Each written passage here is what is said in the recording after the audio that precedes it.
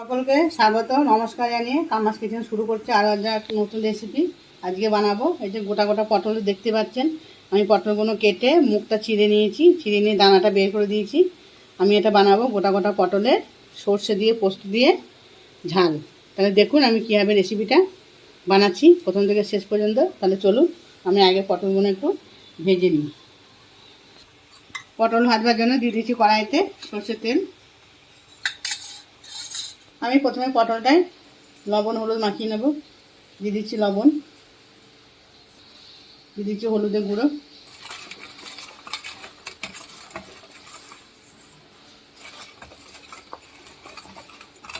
আমার রেসিপিটা প্রথম থেকে শেষ পর্যন্ত দেখতে থাকবেন, তাহলে বুঝতে পারবেন আমি কী করে রেসিপিটা বানাচ্ছি। তেল গরম হয়ে গেছে, এবার আমি দিয়ে দিচ্ছি পটলগুলো আগে ভেজে নেব।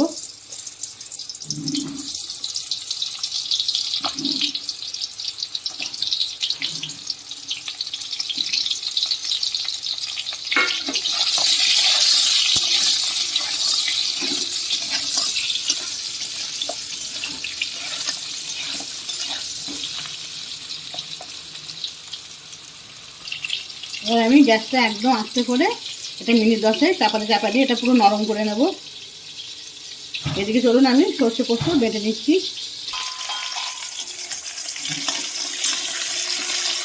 দেখুন আস্তে আস্তে পটলগুলো সেগুলো পুরো নরম হয়ে গেছে, একদম সেদ্ধ হয়ে গেছে, দানাগুলো ছাড়িয়ে নিয়েছি। এবার একটু গ্যাসটা বাড়িয়ে একটু ভেজে নিয়ে তুলে নেব।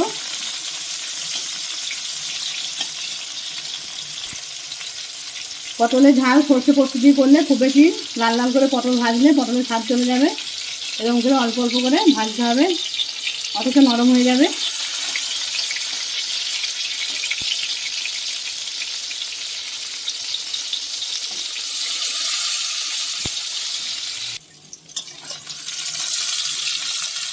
পটল সেদ্ধ হয়ে গেছে, যেভাবে ভেজে নিয়েছি আমি পটলটা অল্প অল্প করে।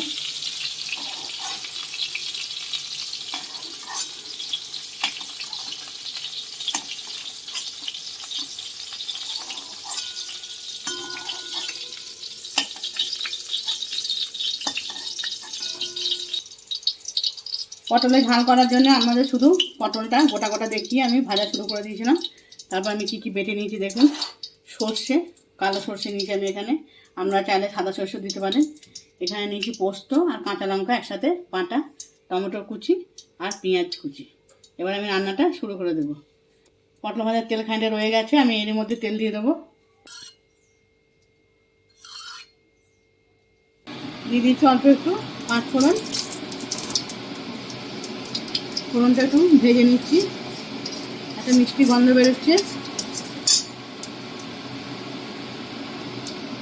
এবারে দিয়ে দিচ্ছি কেটে রাখা পেঁয়াজ।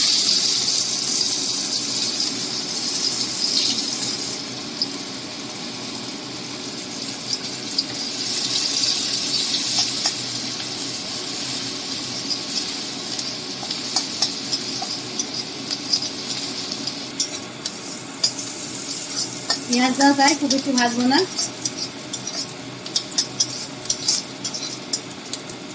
এভাবে ভেজে নিয়েছি অল্প অল্প করে, তাহলে পেঁয়াজের গন্ধটা খুব সুন্দর লাগবে। দিয়ে দিচ্ছি কুচি রাখা টমেটো, দিয়ে দিচ্ছি লবণ। আমি পটলে লবণ মাখিয়ে রেখেছিলাম, সেই জন্য আমি লবণটা দেখিয়ে দেবো।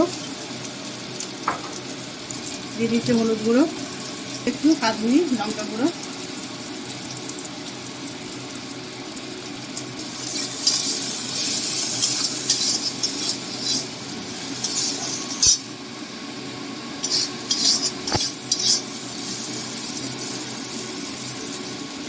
এবার দিয়ে দিচ্ছি বেটে রাখা সর্ষে পোস্ত কাঁচা লঙ্কা,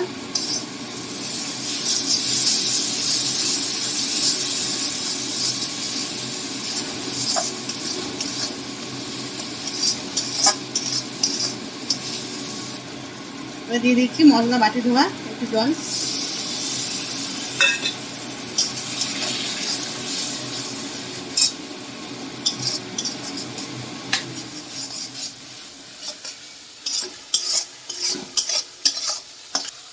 দিয়ে দিচ্ছি একটু অল্প চিনি।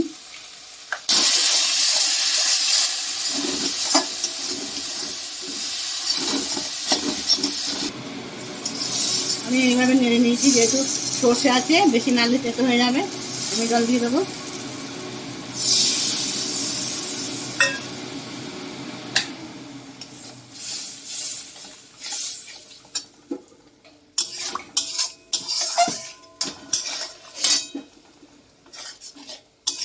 যেহেতু পটল ভালো সুন্দর করে ভাজার সাথে পুরো সেদ্ধ হয়ে গেছে, এই জন্য জলের পরিমাণটা একটু কমিয়ে দেবো, অল্প করে দেবো। ফুটে গেছে, দিয়ে দিচ্ছি ভেজে রাখা পটল। এই রান্নাটা বেশি জল দিলে খেতে টেস্ট হবে না, পুরো সাপ সাপ করবে। এটা অল্প জল দিয়ে করতে হবে, আস্তে আস্তে একদম লো ফ্লেমে এটা বসিয়ে রাখতে হবে, তাহলে এটা খেতে ভালো হবে। এটা জোরে বেশি জল দিয়ে ফোটালে পটলে পুরো স্বাদটা চলে যাবে। এটা আস্তে আস্তে মিনিট 10 হতে থাক, তারপর আপনাদের আবার ফিরে এসে দেখাচ্ছি। দিয়ে দিচ্ছি ঢাকা। ফিরে এলাম 10 মিনিট পর। দেখুন কি সুন্দর তেল ছেড়ে দিয়েছে, একদম সুন্দর হয়ে গেছে।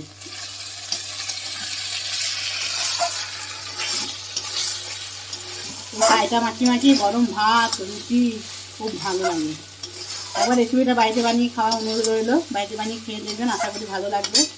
ভালো লাগলে লাইক কমেন্ট শেয়ার করতে ভুলবে না। আমার চ্যানেলটিকে সাবস্ক্রাইব করে আমার পাশে থাকুন। এই গরমে ভালো থাকুন, সুস্থ থাকুন। তাহলে আমি রেসিপিটা আর একটা জিনিস আমি দেবো,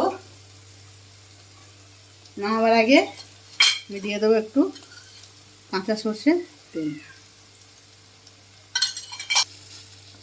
সর্ষে পোস্ত যে কোনো রান্নাতে নামাবার আগে একটু কাঁচা সর্ষের তেল দিলে খুব টেস্ট হয়। এবার পুরো নরম হয়ে গেছে একদম। এবার ঢেলে নিচ্ছি।